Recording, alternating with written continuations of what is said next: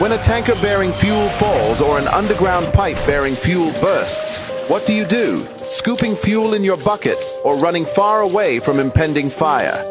You have a few seconds to take the wisest decision. Walk away? No, that is not enough. Shift? No, that is not enough. Stay there and gist and take shots with your phone? That is madness. Run. Yes, run away. Yes, your life depends on your action. The flames come suddenly, unexpected but uncontrollable. Why? Fuel is highly inflammable. Why? It just requires a spark to set off a ravaging inferno. So, don't stay there to think. Storm away to live. Do not throw away your life in anguish for meaningless fuel siphoning. Be advised,